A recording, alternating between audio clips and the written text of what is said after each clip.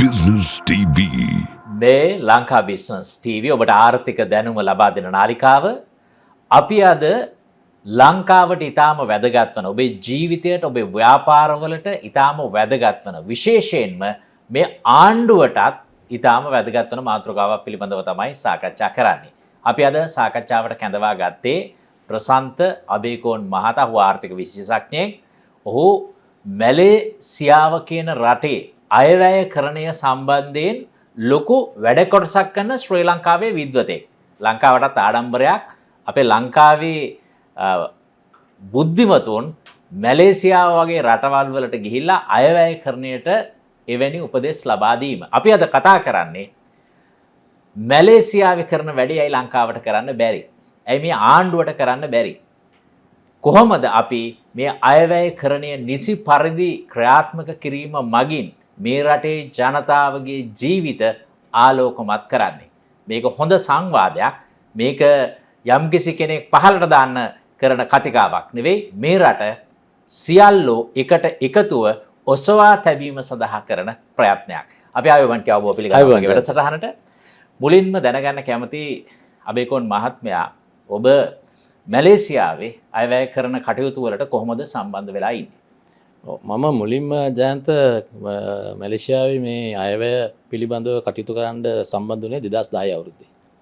2010 අවුරුද්දේ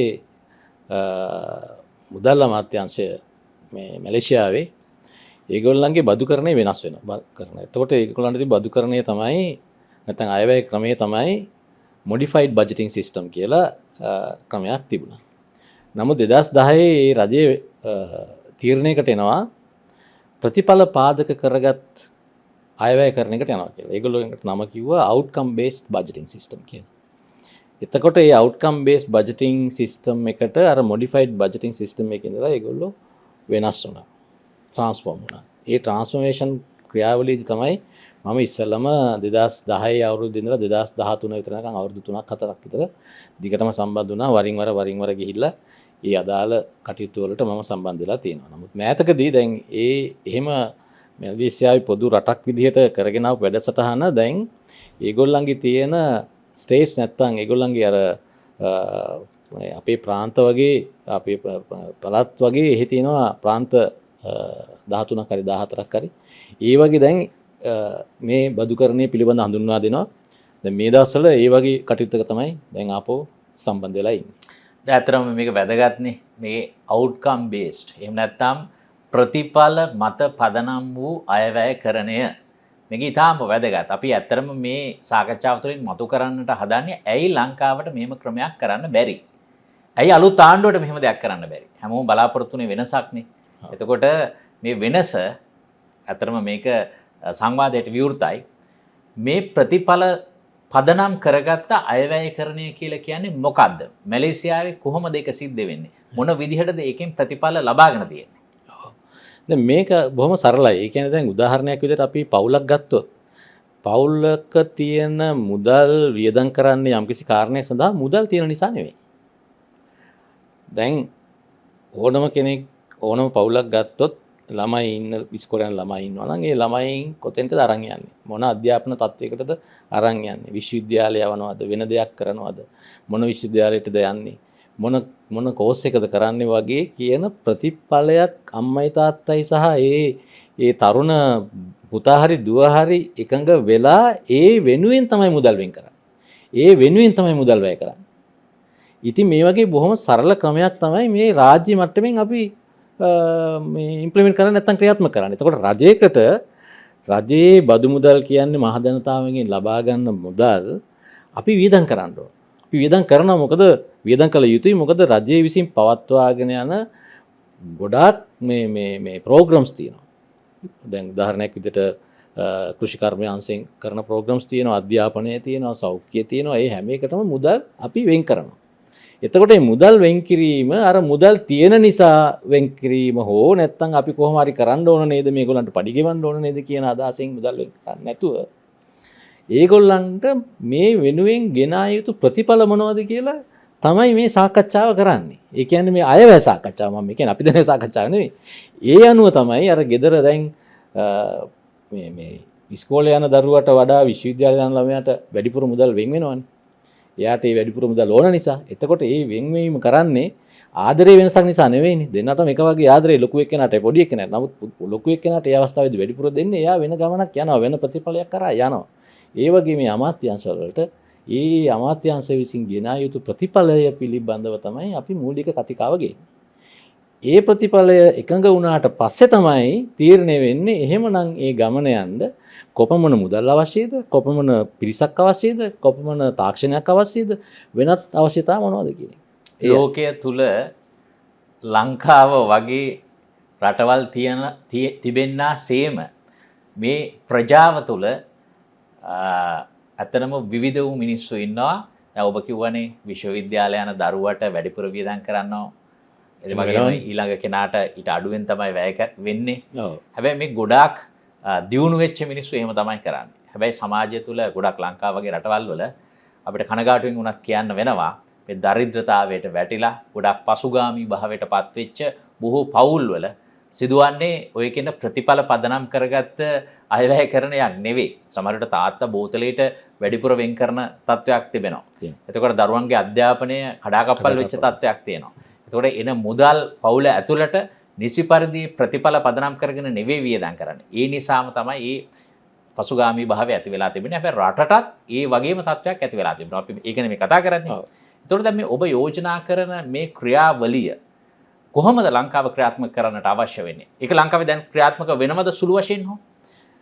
වරින් වර මේක ගේන්න අවස්ථා ගණනාවක් උත්සාහ ගත්ත අවස්ථාවල් මම දැකලා තියෙනවා. ඒ කියන්නේ 2008 ඉඳලා මේ පැවති රජයන් මේක ගේන්න උත්සාහ කරා. නමුත් අර ප්‍රධාන වශයෙන් ඒක හසුරුවන පුද්ගලයා මේ සම්පූර්ණ පින්තූරේ හරියට දකින්න නැති නිසා මේ අඳින පින්තූරේ පැහැදිලිව ඇඳ ගන්න බැරි වෙනවා. ඉතින් ඒක නිසා අපි යම් යම් ප්‍රයත්න ගත්තට මේ දක්වා සියලුම ප්‍රයත්න අසාර්ථක වෙලා තියෙනවා. දැන් අර ජයන්ත හොඳ උදාහරණයක් දුන්නා. දැන් පවුලේ මේ මුදල් පරිහරණය කරන ආදායම් ලබන එක්කෙනා හරි ප්‍රතිඵලය බලාගෙන ඒක කරේ නැත්නම් බෝතල් වලට සහ වෙනත් දේවල් වලට වියදම් කරොත් වෙන්නේ පවුල කඩන් වැටෙන එකනේ. මේ පවුලට නැගිටින්න බෑ කියන වෙලා තියෙනවා කියලානේ ජයන්ත කිව්වේ. ඉතින් රටකටත් එහෙම තමයි. රටකටත් මේ අපි වියදම් කරන්නේ සල්ලි තියනවට නෙවෙයිනේ. අපිට තියෙන ආදායම දැන් අපි බිලියන 5100ක ආදායමක් අපි එස්ටිමේට් ගත කරලා තියෙනවා. ණය සහ පොලී ගෙවන්නම එකෙන් 4550ක් නැත්නම් 4600ක් යනවා. ඉතුරු වෙන්නේ බිලියන 900යි. අපි වියදම් කරන්න ඕන තව බිලියන 4200ක්. එතකොට බිලියන 3500ක 3600ක අපිට අයවැය ශේෂ හිඟයක් තියෙනවා. ඒ හිඟේ අපි ණය අරගෙන පියව ගන්නවා. එතකොට මේ පඩිනඩි ගෙවන්නේ මේ තියෙනවට නෙමෙයි ණය අරගෙන තමයි ගෙවන්නේ. එතකොට මේ ණය අරගෙන ගෙවන එකෙන් අපි ප්‍රතිඵලයක් ගන්න නැත්නම් අර පවුලට උණු වැඩේම තමයි රටට වෙන්නේ. මේ සංවාදය අපි ටිකක් ගැඹුරට ගිහිල්ලා සාකච්ඡා කරොත් 2025 අයවැය තුල ඉදිරි ඇස්තමේන්තුව ආදායම ඇස්තමේන්තුව රුපියල් බිලියන 5000කට ආසන්නයි. ඒතර වියදම රුපියල් බිලියන 7000කට වැඩි. එතකොට දල දේශීය නිෂ්පාදිතයට ප්‍රතිශතයක් විදිහට 6.7ක විතර අයවැය ගියක් තියෙනවා. ඒක ගිය වසරේ 6.8ක් විතර තිබුණා. ඒක ඊට වඩා අඩුවෙන් තමයි ඇස්තමේන්තු කරලා තියෙන්නේ. හැබැයි අපි තාම දන්නේ නැහැ මේක වසර අවසන් වුණාම තමයි බලා ගන්න වෙන්නේ මේ ඉලක්ක වලට යන්න පුළුවන්ද කියලා. හැබැයි මගේ ප්‍රශ්නේ තමයි ප්‍රසන්ත මහත්මයා දැන් මේ ආදායම රැස් කරගෙන ඒව වියදම් කරන ක්‍රමය ලංකාවේ බැලුවහම අපිට පෙනෙන දේ තමයි මේ රාජ්‍ය ණය ගෙවන්න විශාල ප්‍රමාණයක් වෙන් කරලා තියෙනවා. ඒ වගේම රාජ්‍ය සේවකයන්ගේ වැටු, විශ්‍රාමිකයන්ගේ වැටු. එතකොට මෙන්න මේ වියදම් තමයි මේ විශාල වියදමක් බවට පත් වෙලා තිබෙන්නේ. ඉතින් මේ සුළු මුදලක් තමයි ඉතුරු වෙන්නේ ආණ්ඩුවලට තමන්ගේ මේ ප්‍රතිඵල පෙන්වන මේ මෙහෙයුම කරන්න. එතකොට දැන් ඔන්න මෙන්න මෙතන තමයි ගැටලුව තිබෙන්නේ. දැන් ඔබ මැලේසියාවේ අයවැයකරණය සඳහා උපදෙස් ලබා දෙනකොට මෙහෙම දත්ත මැලේසියාවේ තියෙනවද කියලා අපි දන්නේ නැහැ. ඒතර කොහොමද මේ ගැටලුව විසඳන්නේ? දැන් අයවැය තුල තියෙන රාජ්‍ය ණය කොහොමද ගෙවන්න ඕන? ඒ ණය වාරික කොහොමද ගෙවන්න ඕන? මේ රාජ්‍ය සේවකයන්ට සහ විශ්‍රාමිකයන්ට වැටුප් ගෙවීම මේ වියදම සමහර විට අඩු කරගන්න වෙයි. මේ ප්‍රතිඵල පෙන්වන මේ මාවතේ කොහොමද යන්නේ මේ දත්තත් එක්ක? ඔව්. දැන් මැලේසියාව වගේ රටක් ගත්තොත් එහෙම එහෙත් තියෙනවා මේ අයවැය හිඟයක් තියෙන අවුරුදු තියෙනවා.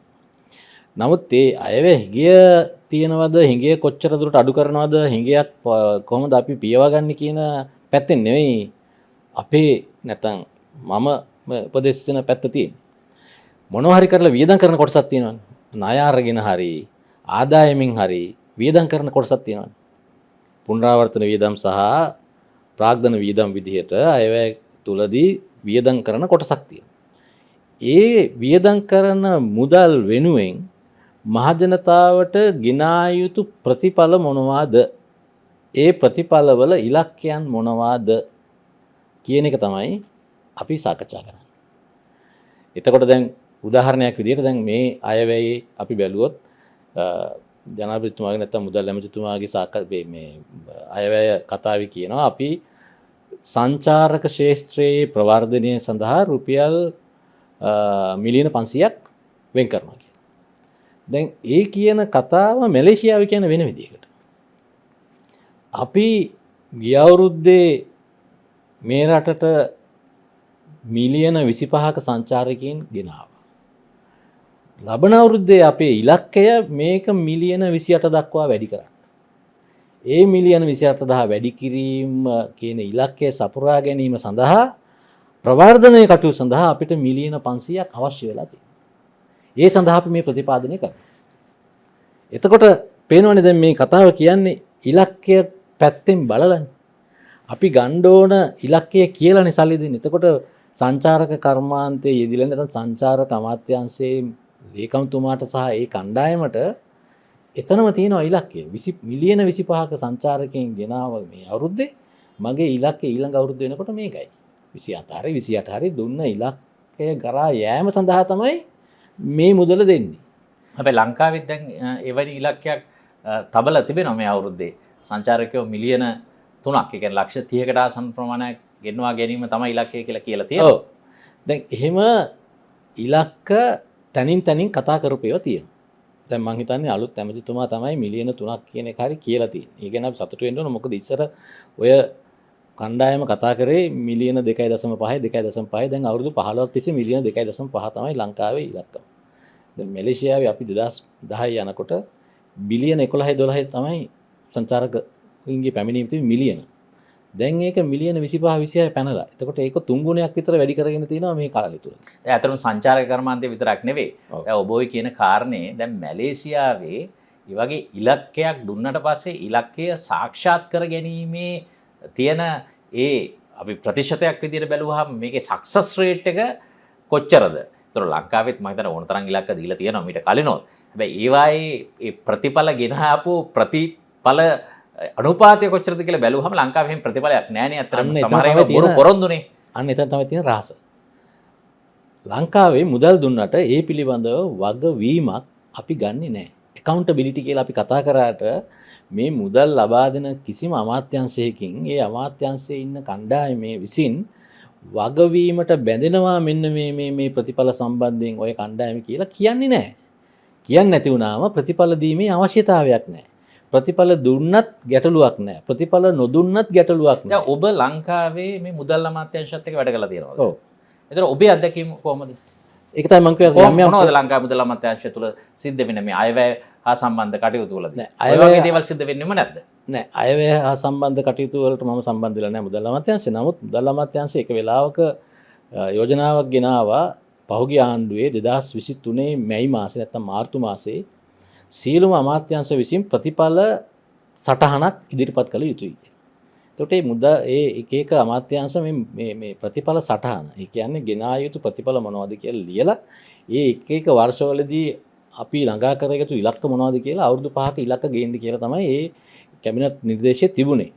ඒ අනුව මේ අමාත්‍යාංශ වලට මම ගිහිල්ලා මුදල් අමාත්‍යාංශය වෙනුවෙන් ගිහිල්ලා මම මේ උපදෙස් ලබා දීලා තියෙනවා. නමුත් ඒකේ වුණ දේ තමයි ඒ හදපු ඒ ප්‍රතිඵල පිළිබඳ සටහන මේ අයවැයත් එක්ක සම්බන්ධ කරේ නැහැ.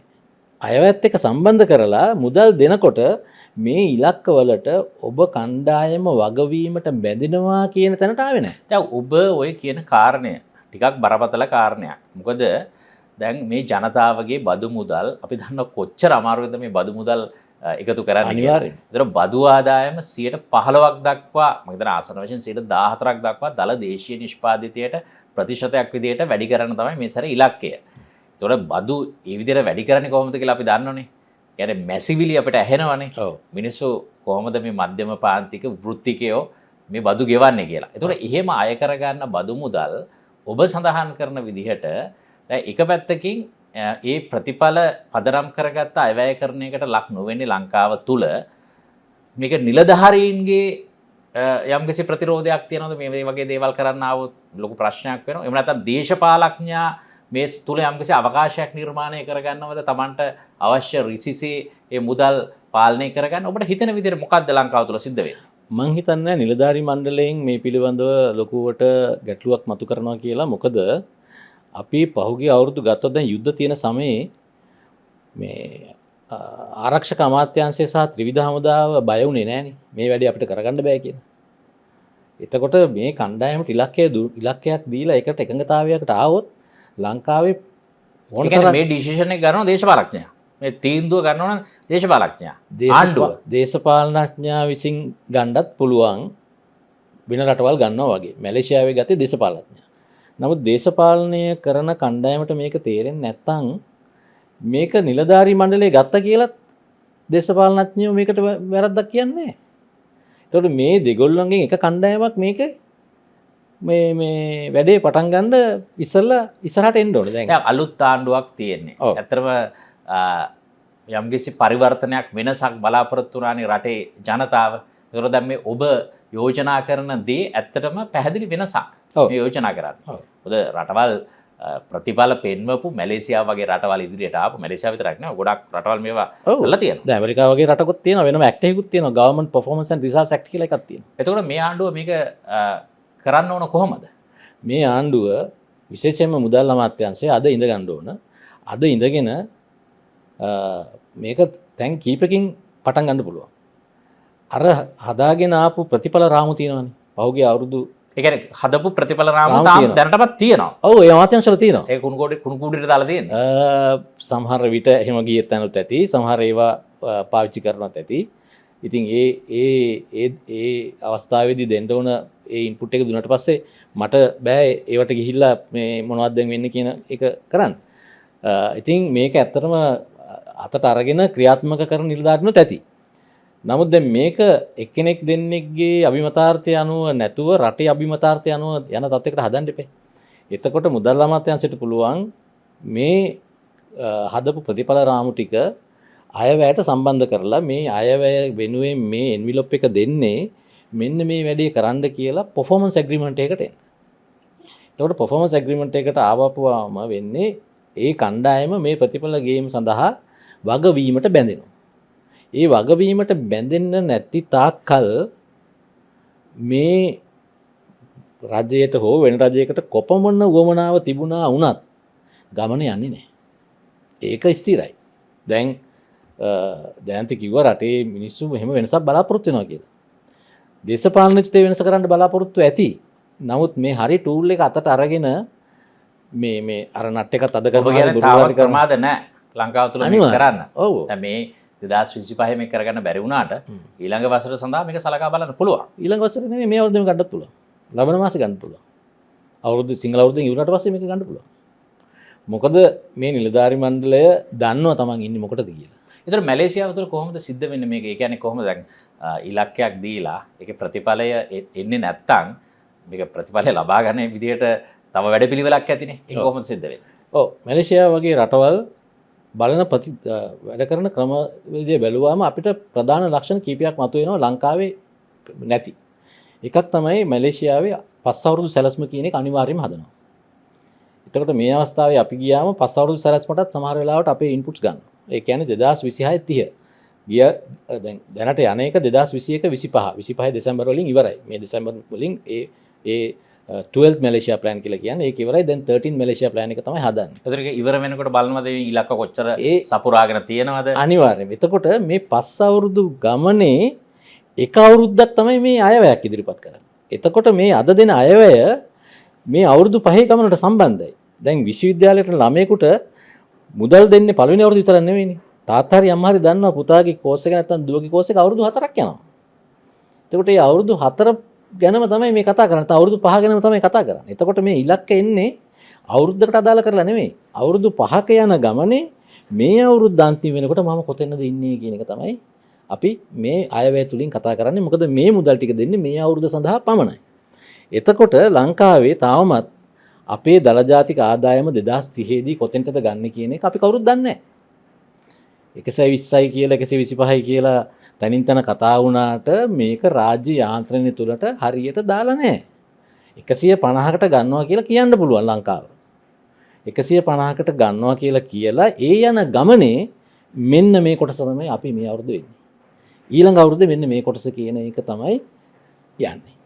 එතකොට ඒ ඉලක්කය එක අවුරුද්දකට සම්බන්ධ වුණ එක අවුරුද්දක් දිහා විතරක් බලලා කතා කරන එක නෙවෙයි. මේක තව පැත්තකින් බලන්න පුළුවන්. දැන් අද අධ්‍යාපන අමාත්‍යාංශයට 2025 ජනවාරි මාසේ ළමයෙක් ගත්තා. මේ ළමයා මේ අධ්‍යාපන අමාත්‍යාංශයේ අවුරුදු 12ක් තියාගෙන ඉන්නවා. එතකොට මේ දෙමව්පියොත් එක්ක අධ්‍යාපන අමාත්‍යාංශය වගවීමකට මැදිලා තියෙනවා, ගිවිසුමකට ඇවිල්ලා තියෙනවා. අවුරුදු 12ක් මේ ළමයිම අපි උගන්වලා වෙන තැනකට පරිවර්තනය කරනවා කියන්නේ. එතකොට මේ පරිවර්තනය තුල තමයි මේ මුදල් අමාත්‍යාංශයත් එක්ක අධ්‍යාපන අමාත්‍යාංශය තියෙන ගනුදෙනුව. එතකොට මිලියන 4.2ක් තියෙන ළමයි අවුරුද්දෙන් අවුරුද්ද කොතෙන්ටද ගෙනියන්නේ කියන එක අපි කතා කරලා එකඟ වෙන්න ඕන. ඒ එකඟතාවය කරන්න තමයි මේ සල්ලි ටික දෙන්නේ. එන්නේ ඒක තමයි අයවැය සාකච්ඡාව. ඒක තමයි අයවැය විවාදය. ඔබ කියන ලංකාව තුළ එහෙම දෙයක් සිද්ධ වෙන්නේ නැහැ කියලා මේ වන විට. අපි මේ අවුරුදු විතර නෙවෙයි තව පහුගිය අවුරුදු 10ම ගත්තොත් එහෙම දෙයක් සිද්ධ වෙලා නැහැ. එහෙම සාකච්ඡාවක් වෙලා තියෙනවා. සමහරවිට මේ වැඩසටහන නරඹන කෙනෙක් කියන්න පුළුවන් නෑ අපි මේව කරනවා. මෙහෙම ඉලක්ක තියෙනවා. අපි ඒවට තමයි මේ වැඩ කරන්නේ. මේ නිකන් සල්ලි දෙන්නේ නැහැ කියලා. එතකොට ඒ වගේ කෙනෙක් තර්කයක් ගොඩනගුවොත් ඔබට ඊට ප්‍රතිඋත්තරයක් විදිහට දෙන්න තියෙන්නේ මොන වගේ පිළිතුරක්ද? ඒගොල්ලෝ කතා කරන එකේ සාධාරණ තත්ත්වයක් තියෙනවා. හැම අමාත්‍යාංශෙම හැම දෙපාර්තමේන්තුවක්ම හදනවා ඇක්ෂන් ප්ලෑන් කියලා එකක්. ඇක්ටිවිටි ප්ලෑන්, ඇක්ෂන් ප්ලෑන් කියලා හදනවා. ඒ අවුරුද්දේ අපි කරන වැඩ. හරියට නිකන් මම හැමදාම ඉස්කෝලේ යනවා. මගේ පොත් ටික මම කොහොම හරි ගන්නවා. පොත් වලට කවර දාලා තියා ගන්නවා. ඒ වගේ ඇක්ටිවිටි කම්ප්ලීට් කරනවා කියලා මේගොල්ලෝ කියනවා. නමුත් මේ කිරීම කරන්නේ ඇයි? මේ කිරීම තුලින් ගන්න ඵලය මොකක්ද? ඉංග්‍රීසියෙන් අපි කියනවා අවුට්කම් කියලා. සිංහලෙන් අපි කියනවා ඵලය. දැන් මේ කරන දේෙන් ඵලයක් නැහැ කියලා කියනවනේ. ඒ කියන්නේ මේ කරන දේෙන් ප්‍රතිඵලයක් නැහැ, ඵලයක් නැහැ, අවුට්කම් එකක් නැහැ කියන්නේ. මෙන්න මේ අවුට්කම් ටික කියලා අහන්නකො මොකක් හරි අමාත්‍යාංශයෙන් මොනවද ඔයගොල්ලන්ගේ අවුට්කම්ස් කියලා. කියන්න එහෙම සමහර තැන්වල එකක් දෙකක් තියෙනවා. උදාහරණයක් විදිහට සෞඛ්‍ය අමාත්‍යාංශය සාමාන්‍යයෙන් තියෙනවා. මොකද ලෙඩ රෝග ගැන කතා කරන නිසා ඒගොල්ලෝ ලෙඩ රෝග අඩු කිරීම පිළිබඳව නිරන්තරයෙන්ම බලාගෙන ඉන්නේ. ඒක නිසා ඒක ඒගොල්ලන්ගේ බිහේවියර් එක. හැම අමාත්‍යාංශෙම එහෙම නැහැ. දැන් මහජන ආරක්ෂක අමාත්‍යාංශය තියෙනවා. රටේ ආරක්ෂණය පැත්තෙන් ගත්තොත් එහෙම අපි අද ලෝකෙ කොහෙද ඉන්නේ? අපේ ක්‍රයිම් රේට් එක කොහෙද තියෙන්නේ? අපේ සේෆ්ටි ඉන්ඩෙක්ස් එකේ අපි කොතනද ඉන්නේ? ජස්ටිස් මිනිස්ට්‍රි එක තියෙනවා. ජස්ටිස් පැත්තෙන් ලෝකෙ බැලුවොත් එහෙම අපි කොතනද ඉන්නේ? ඉතින් කවුරු හරි කියනවා නම් කරනවා කියලා අපි කැමති සාකච්ඡාවකට එන්න. ඔය ඉලක්කම් අරන් ඇවිල්ලා බලමු කොහොමද ඉන්නේ. අතරම ඔබේ අදහසට අපි යෝජනාවක් විදිහට ඉදිරිපත් කිරීමට අපි එකඟ නිසා තමයි මේ සාකච්ඡාව කරේ. අපි සඳහන් කළ යුතු කාරණයක් තමයි අපි මේ යම් කිසි කෙනෙක් පල්ලෙහාට දාන නෙවෙයි මේ සාකච්ඡාව කරේ. මේ සාකච්ඡාවේ අන්තර්ගතයන් ඊටම ගැඹුරින් විශ්ලේෂණාත්මකව හිතනකොට ඕනම කෙනෙකුට ඒක වැටහෙවි. අපි හිතනවා ලංකාවට මේ වගේ ගමනක් අවශ්‍යයි කියලා. මොකද අපි යම් විදිහකට ඉදිරියට යන්න උත්සාහ කරන රටක් අපිට පුළුවන් නැගිටින්න. අපිට පුළුවන් මේ රට ලෝකේ බබලන රටක් බවට පත් කරන්න. ඒක තමයි අපේ විශ්වාසය. එතකොට අවසාන වශයෙන් දැන් මේ වගේ ක්‍රියාවලියක් එකපාරටම ලංකාවේ සමහර විට ඒක ඉම්ප්ලිමන්ට් කරන්න බැරි වෙන්නත් පුළුවන්. මොකද ඒක අර පරිසරය මත යම්කිසි විදිහකට අර්බුදයකට ලක් වෙච්ච මනසක් තියෙන යම්කිසි පුද්ගලයෙකුට යමක් කරන්න කියලා කියනකොට වෛද්‍යවරු පවා ඒවාට ක්‍රමානුකූල පිළිවෙත් අනුගමනය කරලා තමයි අර අවශ්‍ය දේ පස්සේ කරන්නේ. ඒතකොට මේක අධීර වශයෙන් ක්‍රමානුකූලව ලංකාවේ ස්ථාපිත කරන්න සමහර විට සිද්ධ වෙයි. ඒක පාටම අර ෂොක් එකක් එන්නේ නැතුව. ඔව්. ඔබට එහෙම කොහොමද කරන්න කියලා අපිට කියන්න පුළුවන්. ඊට අමතරව අවසාන වශයෙන් ඔබට මගේ හරුණ යමක් කියන්න තියෙනවා නම් කියන්නත් පුළුවන්. මේක ජයන්ත නිවැරදිව දැක්කා. ඒ කියන්නේ මේක එකපාරම සතියෙන් දෙකෙන් මාසෙන් මේ කරන්න පුළුවන් වැඩක් නෙවෙයි. මැලේසියාව වුණත් මම කියන්නේ 2010 ගිහිලා 2014 වෙනකන් අපිට යන්න උනා කියලා. ඉතින් ඒක ලොකු ප්‍රොසෙස් එකක්. ඉතින් මේ ප්‍රොසෙස් එකට අවතීර්ණ වෙන්න ඕන. අවතීර්ණ වෙලා මේ ප්‍රතිඵල ගැන කතා කරලා එකඟතාවයකට ඇවිල්ලා දවසක එන්න ඕන මේ ජනාධිපතිතුමා සහ සියලුම අමාත්‍යාංශ ලේකම්වරු මේ ගිවිසුම් ගත වීමේ දිනයක්. ඒ කියන්නේ මම නම් මේ අමාත්‍යාංශයේ ලේකම් මෙන්න මේ අමාත්‍යාංශයේ විසින් ළඟා කර යුතු ප්‍රතිඵල මෙන්න මේවයි කියලා එකඟතාවයකට එනවා. එතකොට ජනාධිපතිට පුළුවන් මගේ පර්ෆෝමන්ස් බලන්න.